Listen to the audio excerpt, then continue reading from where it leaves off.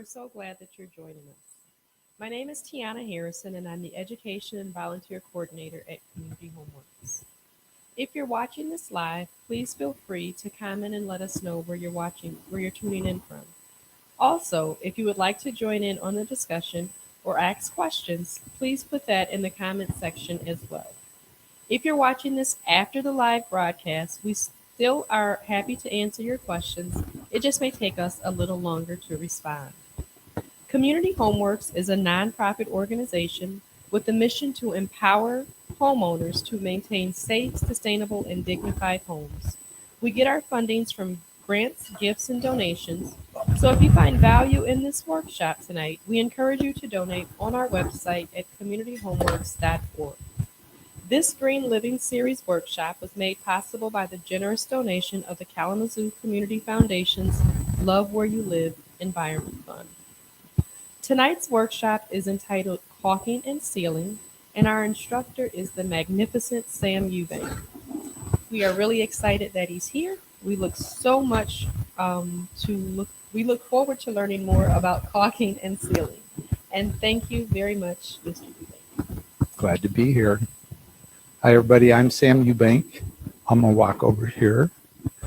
I appreciate Community Homeworks putting on this program. We've done it a couple other times before, but there's always a need for more information to get out there. And as you can see by the amount of caulking we have here and various types, learning what to use, when to use it is real important. So, or at least will take away some of the questions that you might have. So when you go to caulk something, you'll be able to figure out what you should be getting and how to apply it. So,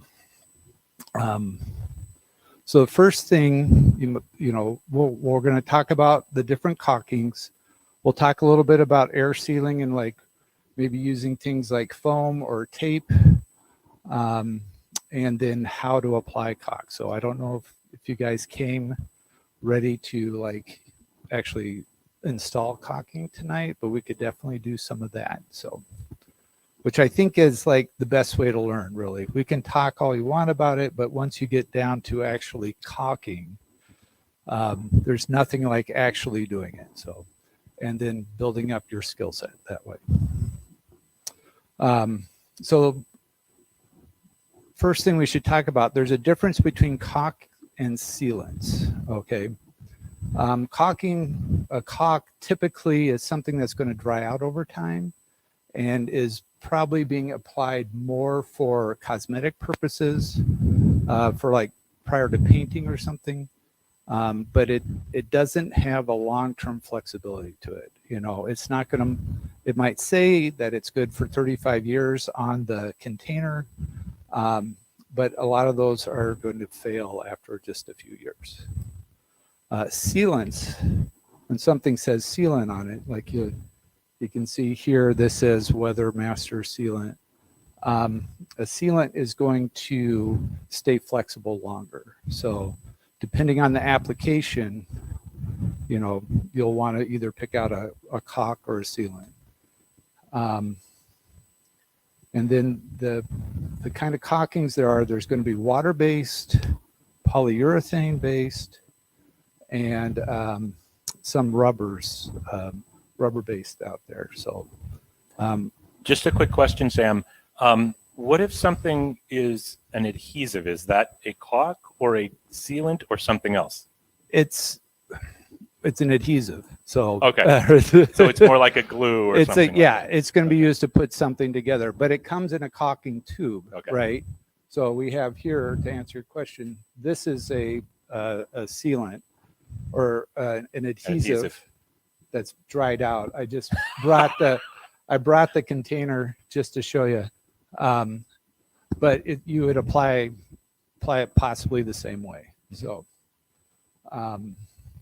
We are glad that we have people in our studio, in our classroom tonight. Thank you for coming, folks. If you have questions throughout the night, please feel free to ask them. We do have a mic here that we need to turn on and talk into the mic so people at home can hear us. Right. But other than that, please don't hesitate. If you have a question, don't hesitate to ask. So, So anything that says acrylic, should I write that on the board? Sure. Would that be helpful? Okay. Acrylic or latex.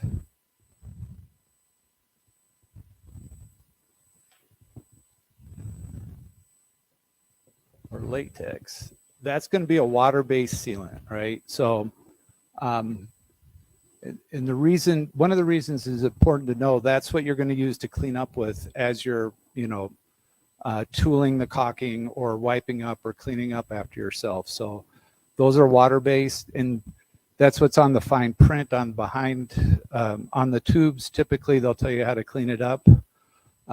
There's limitations to acrylic caulkings. Typically, you can't install them during, when it's too cold out because they'll actually freeze and won't go on well. They more often will have to, be dry surfaces that you're putting them onto. And most caulkings are that way. There are a few exceptions, but you want, your surfaces to be dry and clean of any debris or dust or brushed off. And typically they're the least expensive caulking out there. So, question? Go ahead. Yep. Just grab the mic, turn it on, and push the button. Yep. So it can be, some of the acrylics are fine for exterior use. A lot of times they're just for interior use. Say you have a piece of your where your countertop meets the wall or something, and it's not in a wet area, that might be a good place to use it. If you're going to be painting over it outside, I like to find caulkings that say elastomeric on them, that are acrylic caulkings. I know I'm off camera, sorry. Elastomeric. Yeah. Sounds really complicated. I don't know what the word means, but I have just out of, I think I left that at my son's house. Sorry. Okay. He just moved into a house and we've been doing some weatherization there. It tends to be more flexible. These are typically easier to work with, right? And I'm not saying they're bad or anything like that. You just want to be careful what you're getting, right? You want to might want to pay $1 or $2 extra a tube because it's less likely to fail. So, question? The elastomeric? Yeah. I find that's just recently it's a little more flexible, right? So as a sealant, so. And but they're, when you're caulking with them, you want to one thing that we'll talk about a little more, you want to tool the joint, right? So you're going to apply your caulking, say here on this inside corner, but then you'll want to press the caulking into the joint and kind of clean it up that way, because it doesn't necessarily go on smooth, but you can smooth it down and make it look good. But tooling the joint also make sure the caulking's adhering well to the surfaces, right? So it's real important to do. But if you're, using something that's water cleanup, you're going to make you don't have to get solvents out. You're not worrying about VOCs, which are volatile organic compounds in the caulking. So they're a little more environmentally friendly in the usage of them. So, from a quick search online, it says elastomeric refers to rubber-like properties of a material or of a polymer. So, but it also says that elastomeric materials are often degraded by sunlight and ozone and other things like that, which I find interesting. So if you're going to use that on an exterior surface, it's probably good that it's painted over, right? So that blocks the UV rays. So another question? Yes, I was wondering if I were to caulk inside my house, Mm-hmm. such as those wooden windows, would the acrylic latex be an effective, would that be a good choice to use? Sure, depending on where you're caulking, right? If you're caulking around the frame, right? Like the trim boards that are on the interior. Or even in the frame of where the glass is, glass frame around the inside, if you were in the house. Right. So for around the trim, definitely, right? That's good. Once you start caulking the window closed, then it becomes non-operable, right? So if you ever want to, it will seal the window, make it difficult and if you're talking about caulking, all right. So that was another class we had. That was a SAM class also. But usually, for caulking around the window panes, usually it's the glazing on the exterior that you want to do, right? There's the glass sits inside. This is the sash unit of the window. And sorry, don't mean to introduce jargon, but so it's sitting inside here, and then there's this glazing that goes on the exterior, and that's right, yeah, and that's they do make a glazing, caulking glazing. I've never used it. It doesn't have very good reviews, so it's something I've stayed away from. Why can't you just caulk a window pane in place? Why do you have to use glazing instead? It's cleaner. It lasts longer. A good glazing job will last you 20 to 30 years, right? It's much more durable product. Okay. And the good glazings tend to be like oil-based or linseed oil-based, so they're a little more expensive. But it's a lot easier it's a lot easier to take the glazing off after it's set than it is with the caulking too. So if you would have metal windows or vinyl windows, would you still use that same kind of glazing, or would you need something different then? Yeah, so with a vinyl window, that's a newer window. That glass is set inside is captured on both sides. Oh, okay. And then they have there's like a little removal piece for them.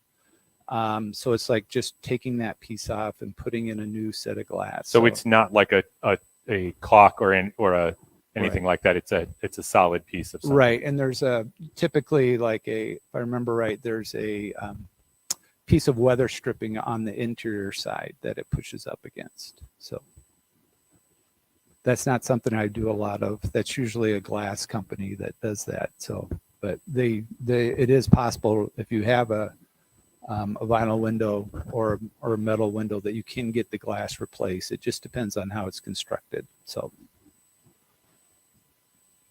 all right. So that's a basic of the latex acrylic. And a lot of times you'll see these ones that say, acrylic latex silicone plus, right? It's still a water-based product, right? So even if it has silicone in it. Silicone is another kind of caulking. I prefer to use that a lot in kitchen and bathroom applications. Like if you're caulking your shower enclosure or where the wall of the tub surround meets the actual bathtub itself, or around the bathtub behind a sink. If you have a backsplash that comes down and meets your countertop, silicone is good for that. So it's messier, and I don't think we have a pure silicone caulking here. Oh, okay. Grocery list. That's what I was. Grocery list. Okay. It tends to be more expensive, and if you're buying it for your bath or your shower, you want to make sure it says 100% silicone on there.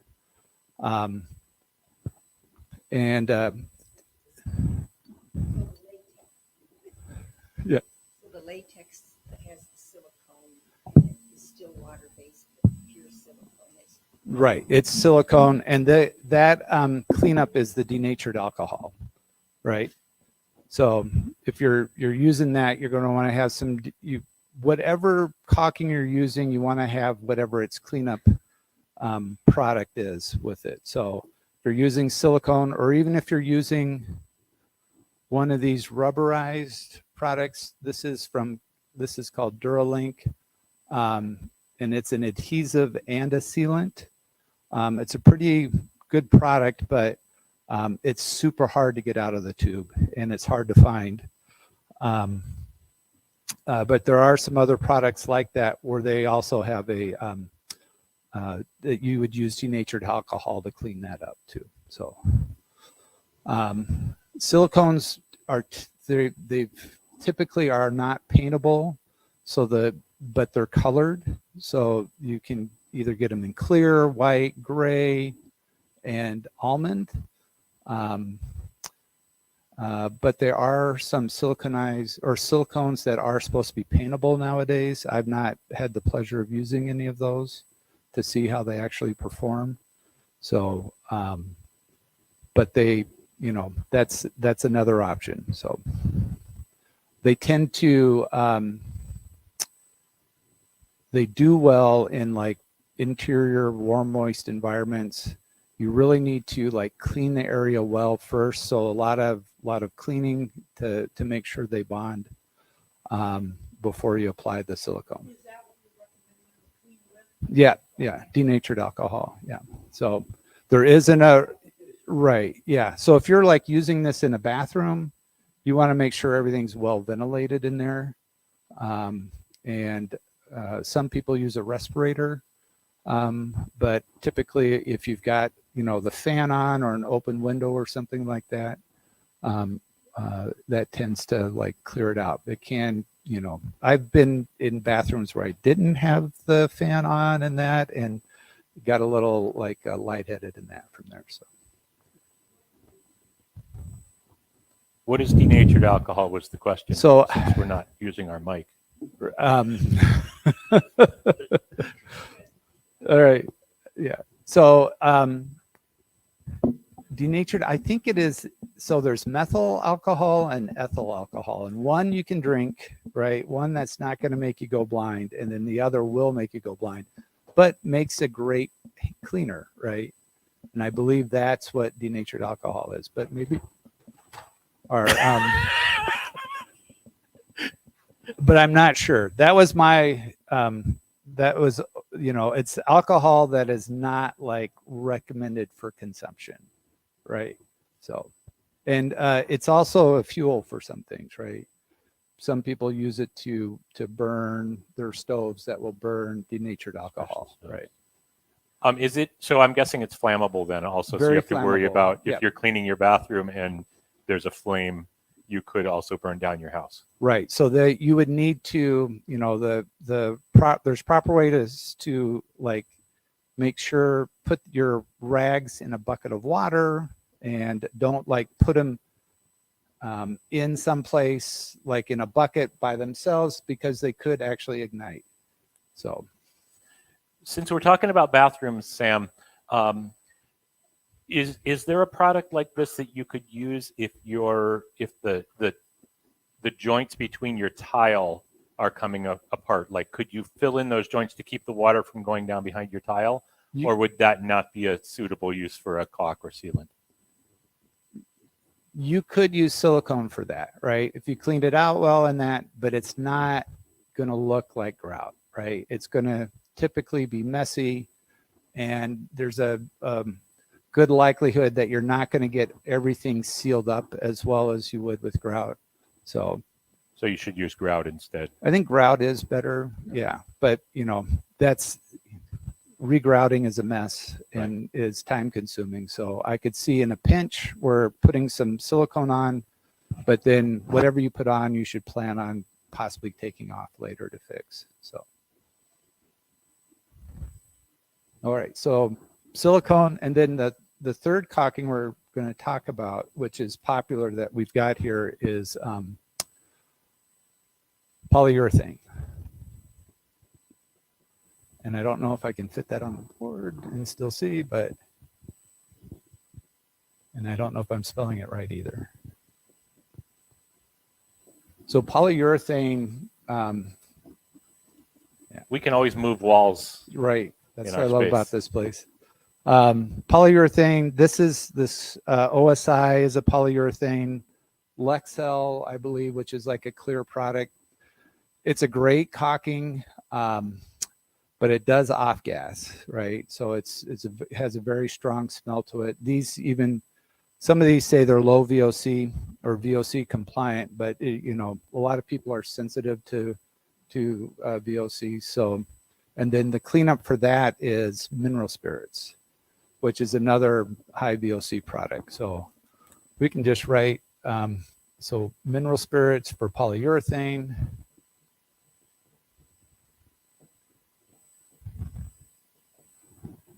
We've got denatured alcohol.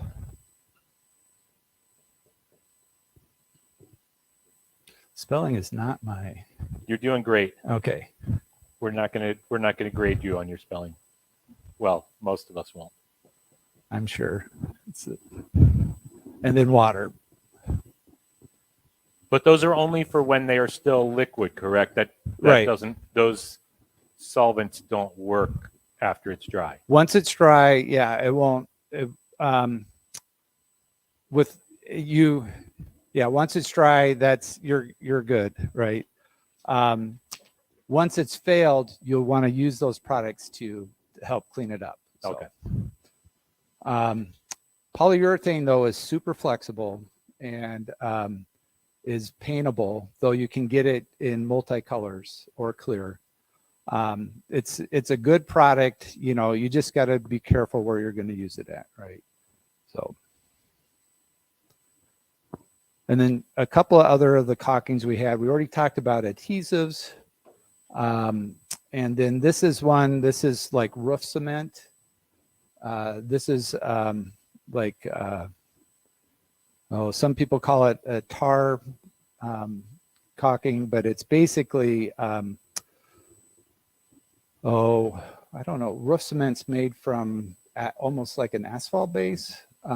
This definitely you want to use outdoors, but it's for like sealing if you've got a loose roofing shingle or some sort of roofing issue. That's you would use this. Mineral spirits, did I say, is the cleanup for that. It's very messy, and can get all over your hands, and Could you repair a roof shingle, like take a piece and use that to seal it on? Or is that just for filling in like a little gap? But if you had a bigger hole, could you actually take a piece up and use that as the adhesive and sealant to put that on the? So I have, it depends is really the question. Like I've torn, like when I've been, sometimes you have to put in like a roof vent in, right? And so drill a hole and then you got to remove a few shingles. And sometimes you get little tears in the shingles in that. They're not bad enough to replace the shingle, but I have used the sealant to like seal where those tears are, or if they're an architectural shingle, where they have a shingle with other layers on top. And so sometimes those little pieces like come loose, right? You can stick them back on with that, or seal the nail, typically it's sealing the nail holes back up from the old shingles you're reusing, and to make sure the new, shingles will bond down so that they won't lift up during rain. So, this is a polyurethane sealant that you can use for sealing up concrete block. So if you look on the exterior of this building, it's made out of concrete block. This is something you could use for if some of those joints had cracked or starting to fail, you could use something like that. This is a fun caulking. This is fire block. It's very expensive. It's but it's used for areas where like a wire might go up through your wall plate or around a chimney. So any place that there might be a fire or a chase or a path for fire to go through, this caulking you would put in those kind of locations. And when it gets hot, it will actually expand and seal off the area better. So, but I don't know what I try and just avoid touching it because it's really sticky. And I'm not sure what the cleanup on this is. Cleanup, just water. So, all right. So any questions about the caulkings? Oh, the one last caulking is, I thought we had that. You can get a caulking, what's a temporary weather seal. I thought maybe I just don't see it. I didn't pick it up there but that's something you can use on windows. On the interior of the window, it's a caulking that you would just put on during the winter time, like where the two windows come together at the meeting rail or around the edges. You don't want to use that in a window that you might use for egress, for a fire, but in a window in a place that doesn't get used very often, you can seal your windows with that. And then in the spring, after the weather's turned, that caulk just peels back up. It's not made to stay on there. Oh my God. Yeah, it's right here. It's made, it's called seal and peel. And there's a couple different kinds. There's also a caulking rope that you can use similarly. But this is just made to be on temporarily. So, all right, that's the caulking portion. How about if we do a little bit of sealing, talking about sealing with foam and so on, and then we can actually get down to trying some of these things. Would that work? Yeah, absolutely. I was looking. So one thing to know that almost all of these caulkings and sealants in that, if you've got a gap that's bigger than a 1/4 inch wide, you need to put in what's called backer rod. And this is just a foam piece that you would take your putty knife. We don't really have any. I was looking around for spots, but we should have cut the siding bigger. Can we do it on the bottom? Yeah, right. So there's different sizes, right? And it goes all the way up to like 1 1/4 inch thick, but that's more for if you've got a crack in your concrete or your driveway. But for what we're doing here, you just kind of find the size that was going to fit in there tightly. And you just basically take your putty knife and just get it in so that it's just past the surface there, right? Because this gap here is too big for the caulking. The caulking is going to fail over time, or actually rather quickly, probably. And so you just pack it in there. If it's a little too deep, you pull it back out, get it to where you want, and then you'd be able to just caulk right over the top of that. And then you're not wasting all your money by just filling up that hole with a 1/2 tube of caulking. That's just not it won't work well for you. So I'm just gonna. What would happen if you would put that backing rod in there and then not caulk over it? Would that be a problem? So if it'd probably be fine, but if it's exposed outside, it'll eventually degrade, right? Okay. So the sun breaks everything down eventually, right?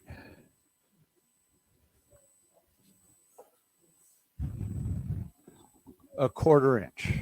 Yeah.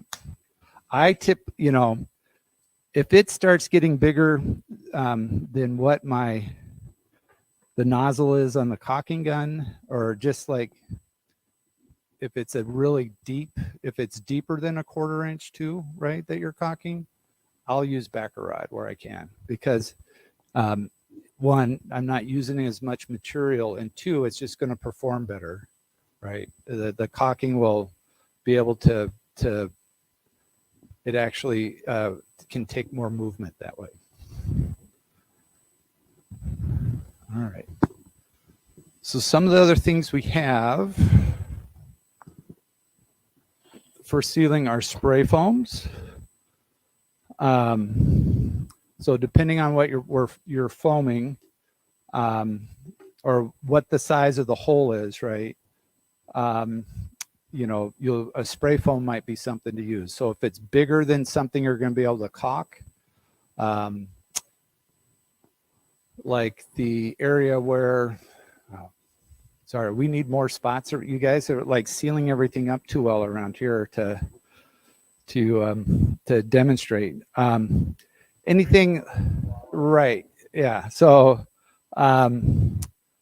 sometimes around where pipes go out from the inside of your house, it's a bigger hole than what needs to be, and it's bigger than what you could caulk. Spray foam would be good for that.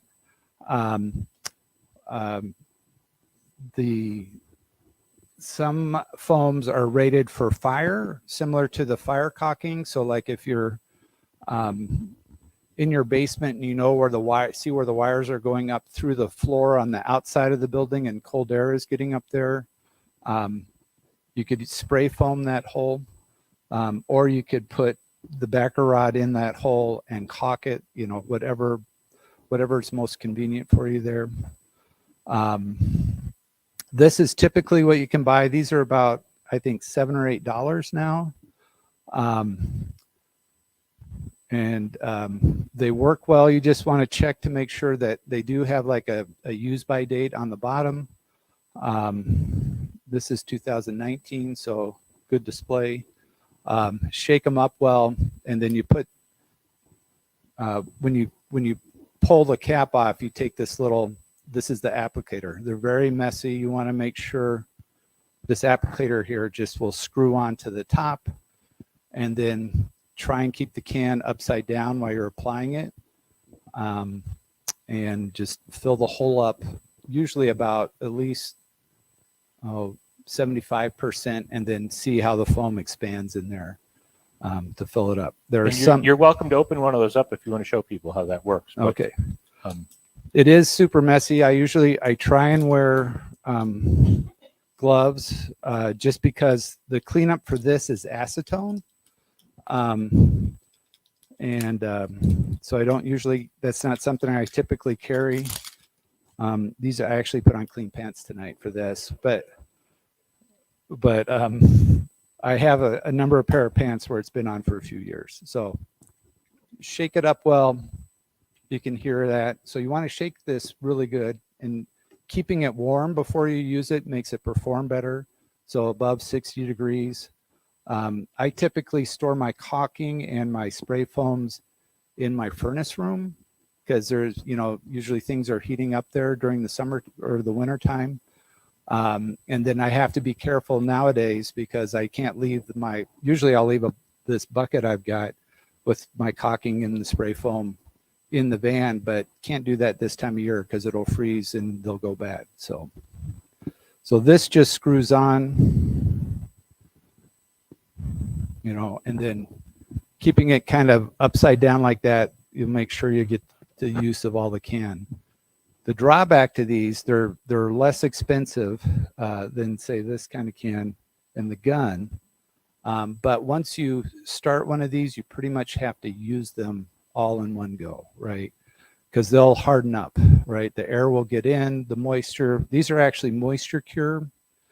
And so the moisture in the air will start drying these out. And then if you don't use it up, say in the first couple hours of opening it, you're going to get diminished returns out of here. So since I do a lot of foaming, I bought a spray foam gun. So these cans just twist on and off of here. I can just store that on here for a couple weeks. If I'm going to have a can on here and not use it, after a while, I take this off and there's a cleaner. It's acetone and that cleans the gun out. But this just makes more sense to me because I'll be using it on and off. It's a little less messy. You've got a little more control. You can adjust how fast it comes out. But if you're not doing a lot of foaming, typically the cans are better. One other can of foam that I've been using a lot in my house is the pest control foam. So they've got one of these that are has a bittering agent in it. And it's also none of these urethanes spray foams are UV stable. They'll degrade in the sun. This has a little more UV stability to it, but it comes in a green can. Especially this time of year, the mice or this, everybody knows the mice are moving in, and you start hearing the scratching in the walls. So the using that's an alternative. The spray foam, it's just like I think it just says like pest control on it. Yeah. So it has a bittering agent in it, UV stable. There is like pond foams that people use for spraying along the edge of their pond liners, and it's black. And it's UV stable also. And that's, did you have a question? I did. Is there a difference in the different brands of spray foam, or is it all pretty much the same?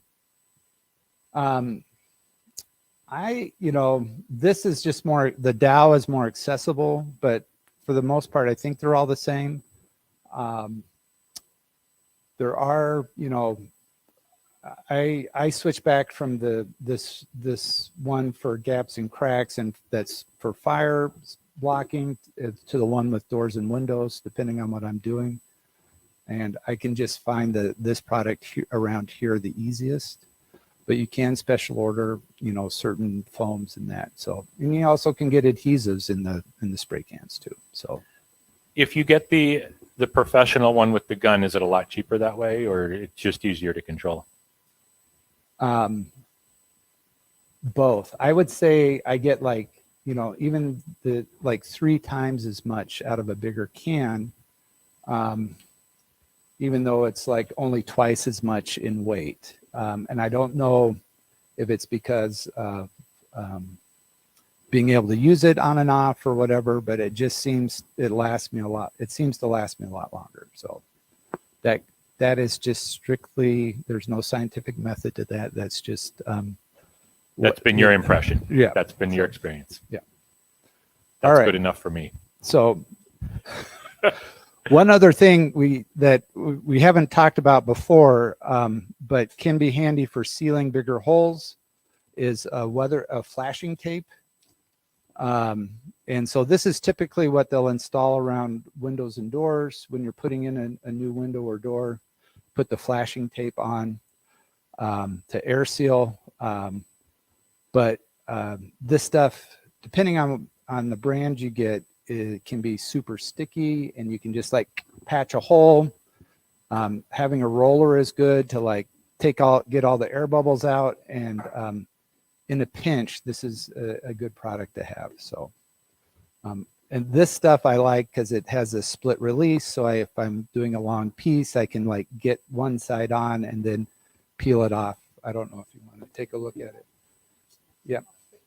So it's not very thick. It's similar to, it's a membrane, and it can, go ahead. Could I use that on a hole in aluminum siding outside?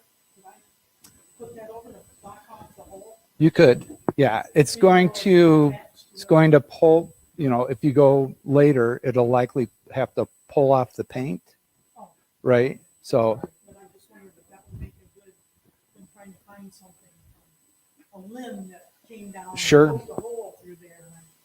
So that's something where you could possibly fill the hole with foam, right?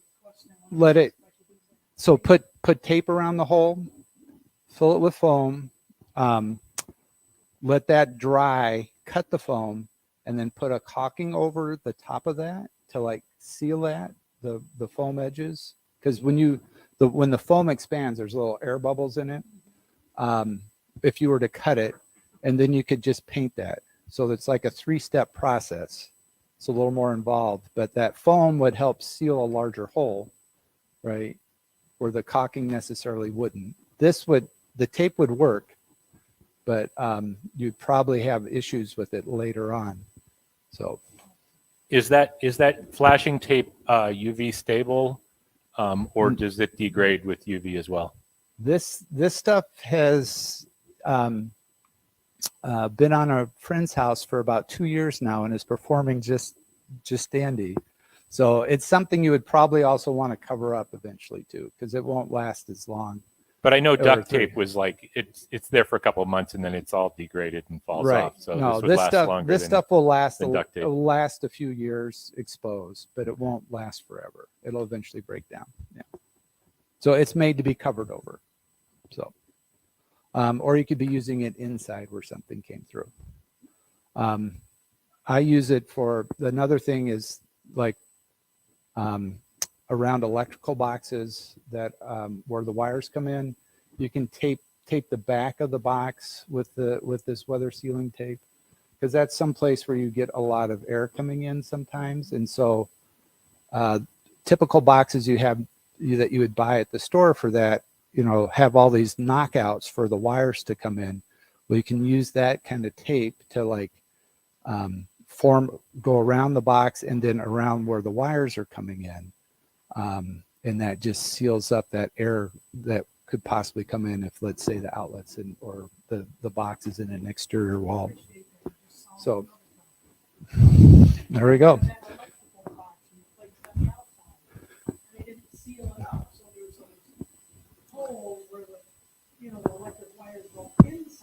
Yeah. So no. Okay.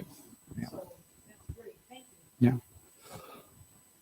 All right. Are you guys ready to try caulking something? Let's do caulking. Let's caulk. We should have some sort of theme song for that. We should. Yeah. All right. So Tiana, do you have a theme song for caulking? The hands-on theme song. Okay. Oh, so here, this is some of the paintable silicone. It says it's 100% silicone with water cleanup. I have this could be our inaugural run. Jeez. And I didn't bring my tape, oh, this has been used. All right. So one thing we should maybe talk about right now, once you open a tube, then it's got a shelf life, right? Then even there's typically caulking's good for a few years after you buy it, typically, not always. But then once you cut it, putting some sort of seal on the top is a good thing if you're not going to use it all right away. A tape will typically last a couple months, right? So it's not going to last you years. It's still going to allow air in. They do make little caps for it, right? That will like just kind of snap on. And so those are a little more permanent, but it's not going to last forever. Once you cut that, it's, the clock is ticking on when you can use it. So have we had any questions online? No. We have not had any questions online yet. We're still waiting for those. So this is new this year? I was hoping PJ would call in or write in and ask something obnoxious, but I guess not. Okay. I can't read. I don't know if anybody else can read the cleanup on this. Because it doesn't, that's the thing. So some of these don't say, acrylic or silicone right on there or in a prominent way. This is flexible down or usable down to 0 degrees and fills up to a 1-inch gap. But yeah, it seems really good. And it's citing VOC compliant, which is like kind of like saying your food is natural, right? You need to read the fine print. I don't know if someone wants to take a look at this, see where it says cleanup. Anybody? Okay. If they write the instructions small enough, then right. They're not responsible for you not being able to read it. Let me see. I might have an open tube, which I thought I had. All right. Before we get started on that, Sam, can you recommend what kind of caulk gun to get? Because there's like 600 different kinds of caulk guns I've noticed. And some of them cost like a little bit of nothing, and some of them are like buying a new car. Right. So I'm going to grab one more gun. I used to always buy these. This is called a skeleton gun. And I've become less enamored with them. But it's one of the more expensive guns. You slide it back, caulk goes in. It has a little thing on the side for puncturing the tube if that's something you need to do. A lot of times there's a seal at the bottom so that once you cut the tip, put it in. But I've gone more and more to I go through about 2 or 3 caulking guns a year. To the no drip guns, which I think is this one. Yeah. So these two are more of a standard gun. This is probably the least expensive one. This has this little finger action here to pull it back, put the tube in, and then and as you're caulking, once you stop, you have to hit that button there to stop the plunger kind of pushing the caulking out. Or you can get what's called the no drip. In this style, I've been going to more and more. It just pulls back, and it's got like a brake on it. The action's inside here when you're caulking, and so it kind of stops. It doesn't push any more than you've pulled the handle, right? And that doesn't have that little thumb release in the back. It doesn't have the thumb easiest way to release. tell? Yeah, typically, or the tag. And usually they'll say, and they'll probably be about $5 to $10 more expensive. So like this gun is probably anywhere from $6 to $8, depending on where you are, or more. I tend to avoid these just because I tend to make a mess with them because it always seems to be pushing the caulking out. These guns, this will probably run you more like $10 to $12 or up to $15, and then the skeleton guns will run you up from $12 to $20 depending on what store you're at. So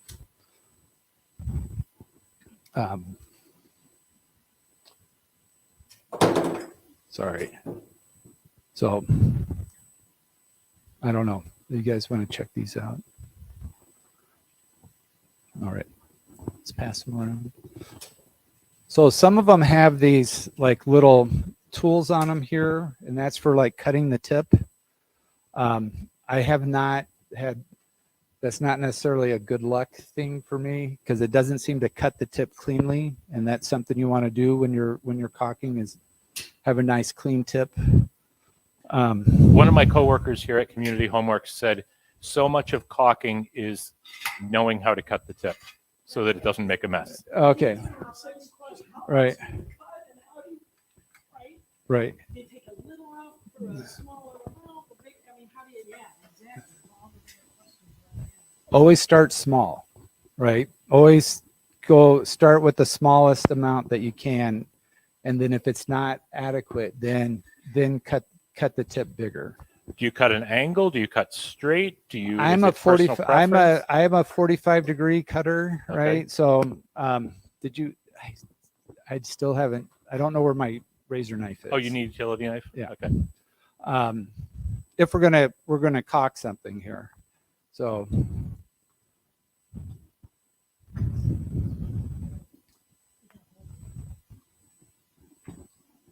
All righty. I'm not gonna open that. Which one of these should I open? Do you care? All right. It's all about you, Sam. Whatever you want to open, you can open. So the way not to open a caulking gun is typically like this, or to caulking tube. But that's the way I learned. And I've never hurt myself doing that, but you want to, if you're going to do it, you want to have the knife going away from you. Okay. And you can put it on a surface. So this is where I'm using this because it's water cleanup. And so if you just, that's roughly a 45-degree angle, and it's not very big there, right? It's smaller than what your caulking gun will actually allow to get in there to open. So,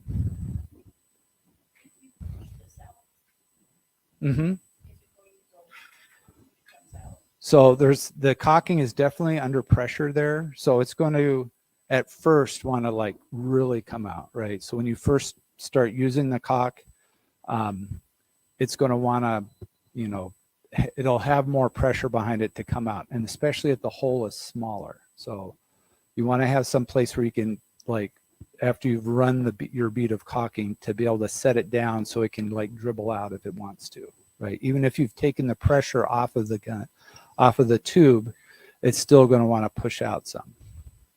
So having some place to set your gun down, like on a rag or a piece of plastic or Cardboard, newspaper, cardboard, something like that, that you can toss or recycle or whatever later. So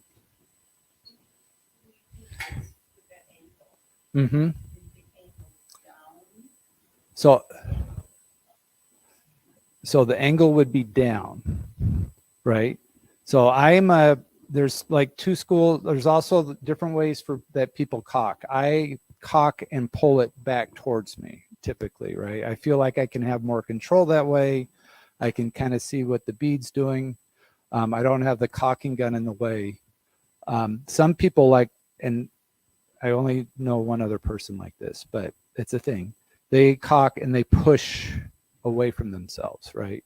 So that angle's still down, but they're going away. I just feel like I can't see what I'm doing because the caulking gun's in the way. So, and I feel like it gets the tip messy.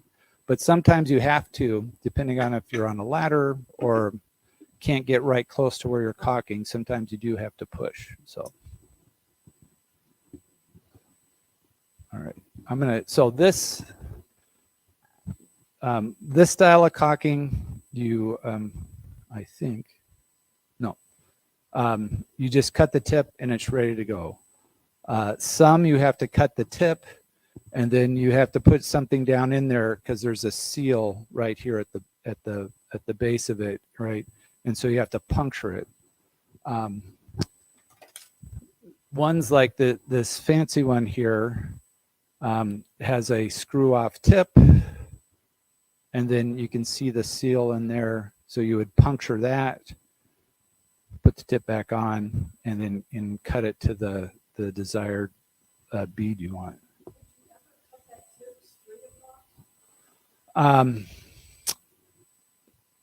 Maybe yes, because typically, you're going to be holding it at an angle, right? I'm going to use that gun here for this. But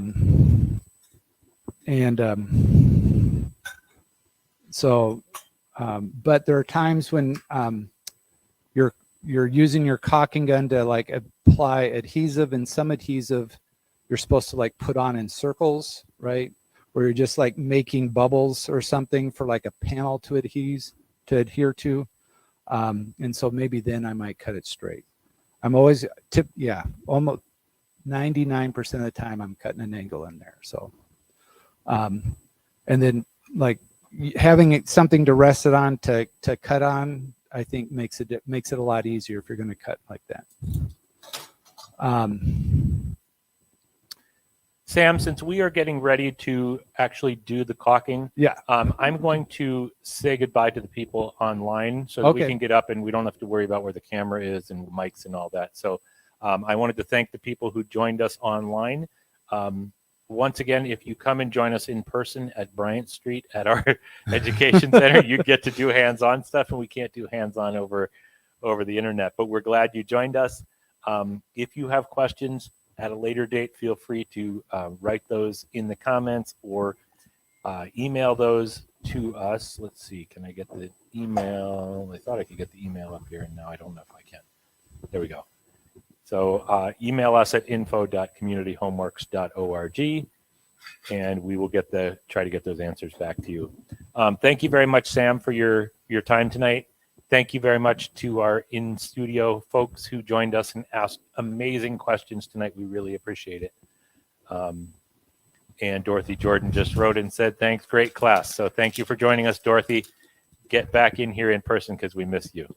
So, and for the rest of you, thank you. We will be back here next Tuesday, and we'll be talking about heating systems and how to keep your heating system working up to its peak efficiency. So that's another good one to join us for next week. Thanks again for joining us, and we will see you next week. All right. And now the outro music.